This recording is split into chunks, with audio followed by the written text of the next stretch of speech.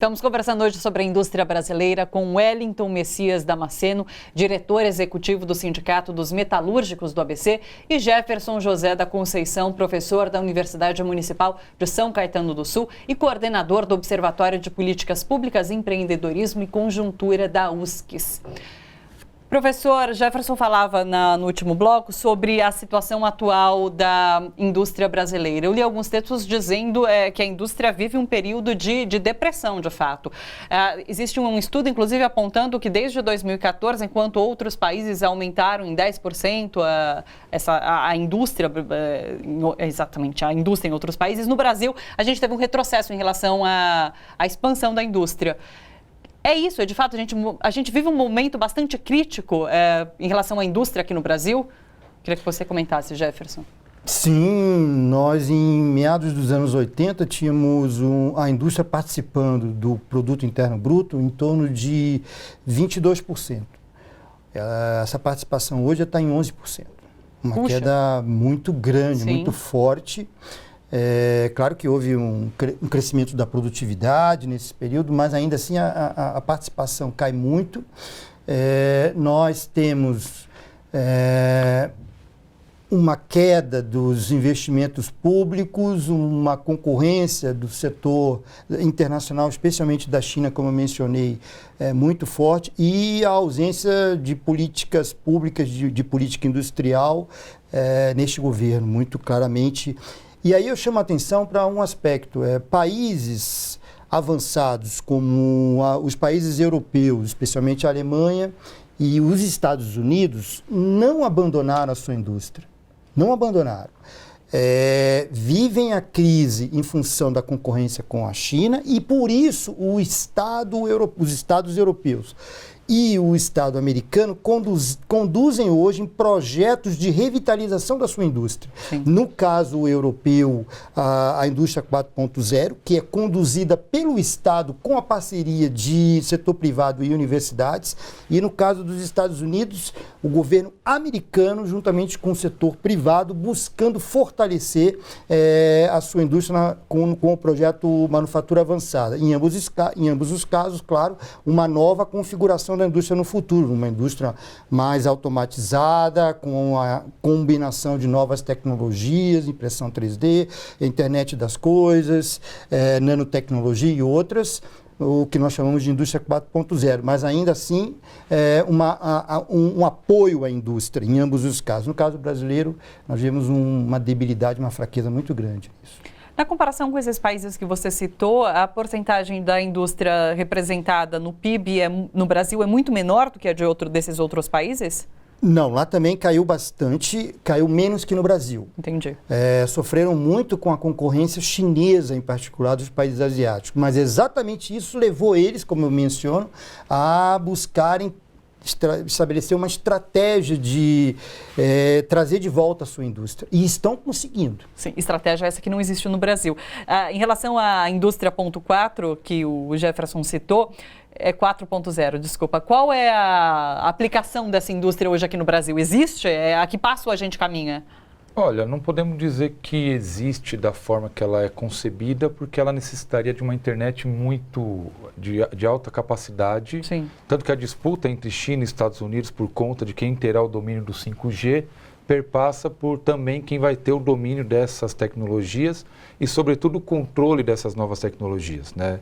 Muito mais do que o ambiente automatizado, modernizado, passa pelo controle das informações que são trocadas entre os equipamentos e que alguém vai ter o controle de tudo isso. Sim. O Brasil, eu até complementando o que o professor Jefferson disse, que eu estou totalmente de acordo, eu acho que a gente, se não tiver um grande câmbio na forma de condução do país, a gente caminha para ter 3 cenários muito preocupantes.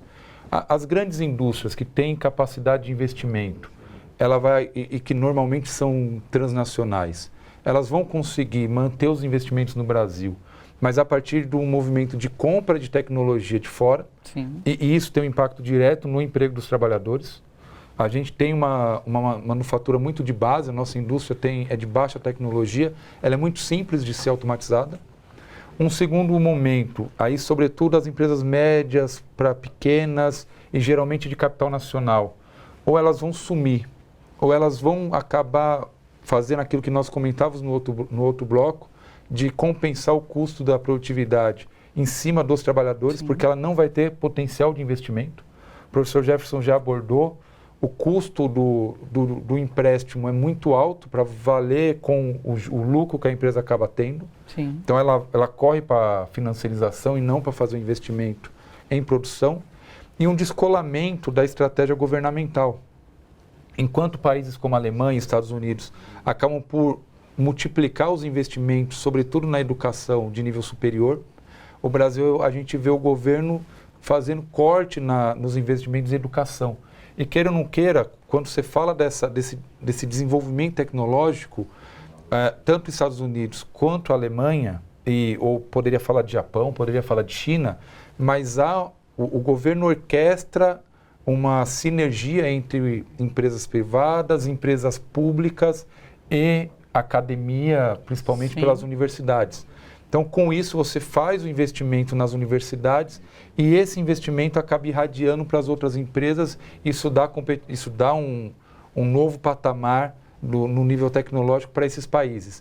No Brasil, a gente vê justamente uma estratégia contrária, tirar investimento das universidades, sem contar quando o governo abre mão das principais empresas públicas, que são aquelas que mais investem em inovação, em pesquisa e desenvolvimento, caso da Petrobras, caso da Embraer e de todas as outras que estão aí agora para ser entregue na mão dos americanos, dos chineses, dos europeus. Então você perde também a capacidade do país estar disputando essas novas tecnologias, esses novos mercados que vão surgindo. E até o professor comentou sobre o tamanho da indústria no PIB dos outros países. Hoje também a gente vive um fenômeno que a indústria está perdendo as suas divisas, né? Você tem dificuldade hoje de saber o que é indústria ou o que é serviço. Sim. Cada vez mais as empresas têm falado de indústria de serviços. Então, quando você olha o número puro do que está sendo demonstrado, claramente que você pode ver uma variação nesses países, uma diminuição do percentual da indústria, mas ela está compensando nos números reais. Em termos financeiros, a indústria tem uma grande participação financeira pesada, sobretudo na contrapartida, seja imposto, seja no próprio desenvolvimento que está entregando para a sociedade. No Brasil, o problema desses números é que eles até, você vê um decréscimo da indústria, um aumento do serviço e comércio, mas em relação financeira são baixos. Sim. Você citou essa questão do corte na educação, a gente vê cortes na pesquisa científica também, que poderia levar ao desenvolvimento de tecnologia aqui dentro. Então, a gente caminha para um lugar bastante aterrorizante, não é uma boa perspectiva. E, inclusive, a curto prazo, a gente pode não retomar essa indústria que tínhamos há alguns anos. É esse o cenário? Sim, é esse o cenário. E os países avançados mostram o caminho. Esse caminho aponta para abandonar os castelos. O que são os castelos? A indústria está aqui, os governos estão aqui e as universidades estão aqui, cada um atua sem conversar com os outros. Esse é o Brasil, a grande marca do Brasil, evidente com exceções, mas o que nós precisamos, como fazem esses países, é integrar. Sim. Ou seja, a universidade estar discutindo projetos estratégicos postos pelo empresariado e pelo governo. O governo apoiar projetos estratégicos discutidos pela universidade junto com o empresariado. Sim. E desde a pesquisa básica, passando pela pesquisa aplicada até virar um business, tudo isso ser discutido em conjunto, em espaços conjuntos. Então, a universidade tem um birô, tem um fórum onde governo e empresariado indiquem os caminhos das pesquisas, dialoguem as disciplinas a serem dadas, que aluno quer ser formado e os pesquisadores e estudantes estarem dentro da empresa, ajudando a resolver problemas e tudo isso suportado pelo governo. Então, essa mistura, integração no modelo integrado é o caminho. Nós aqui ainda não estimulamos isso, trabalhamos em castelos, infelizmente. Olha só, você que curte a TVT e quer contribuir com a gente para que a nossa programação chegue cada vez mais longe, se inscreva no nosso canal do YouTube/Rede TVT e torne-se membro. Ou então faça sua contribuição em nosso Catarse. É só acessar catarse.me/TVT. A gente agradece.